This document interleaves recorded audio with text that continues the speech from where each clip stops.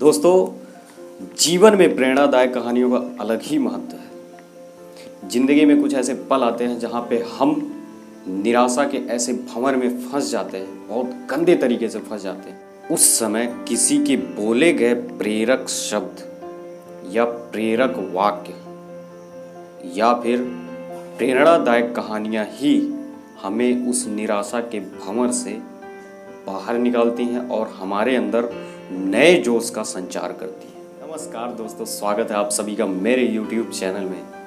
आज का टॉपिक तो आपने थंबनेल में देख ही लिया होगा। चलिए आज की कहानी को शुरू करते हैं।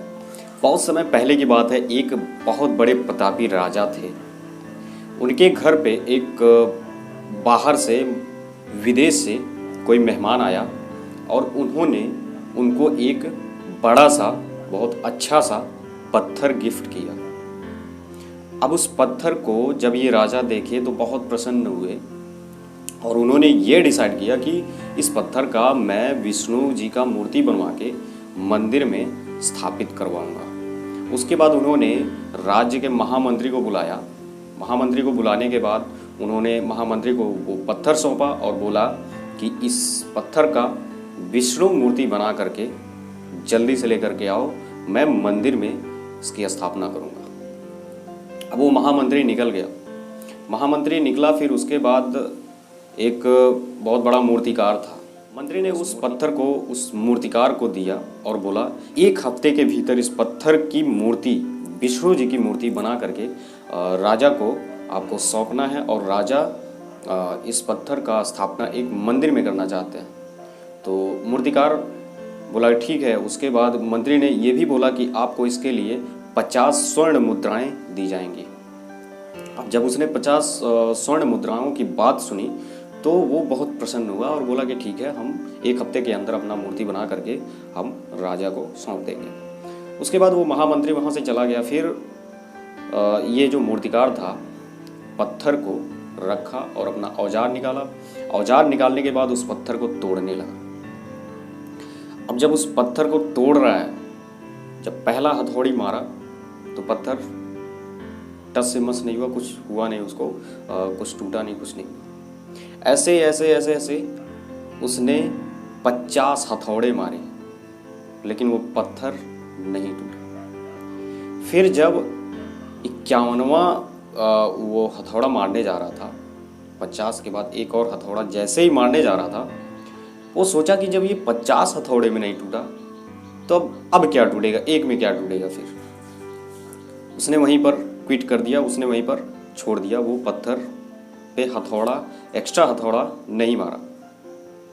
उसके बाद वो महामंत्री के पास गया उस पत्थर को लेकर के और बोला कि मंत्री जी, ये पत्थर नहीं टूटने वाला है और इसका मूर्ति नहीं बन सकता है। उसके बाद मंत्री सोच में पड़ गया कि राजा को एक हफ्ते के अंदर मूर्ति बना के देना भी है, मैं क्या करूं, वो सोचने लगा।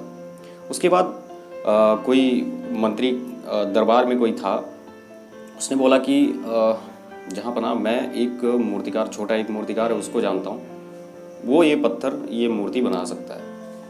उसके बाद क्या हुआ कि मंत्री उस छोटे मूर्तिकार के पास गया, छोटे मूर्तिकार को दिया और मूर्तिकार ने पत्थर को ले लिया और बोला कि ठीक है, हम बना के दे देंगे। अब वो मूर्तिकार एक हथौड़ा मारा, उसके बाद वो पत्थर टूट गया। अब वो पत्थर क्यों टूटा? क्योंकि 50 हथौड़े तो उसने पहले ही मार दिए थे, एक्स्ट्रा प्रयास नहीं किया वो, और ये एक्स्ट्रा प्रयास इस मूर्तिकार ने किया। अब इस मूर्तिकार ने एक ही हथौड़ा मारा और वो पत्थर टूट गया। पत्थर टूटने के बाद उसके बाद वो अपना मूर्ति बना करके उस मंत्री को उसने सौंपा। फिर मंत्री ने सोचा कि अगर पहले वाले मूर्तिकार ने अगर इस पत्थर पे एक और कोशिश किया होता तो आज 50 स्वर्ण मुद्राएं उसके पास होती।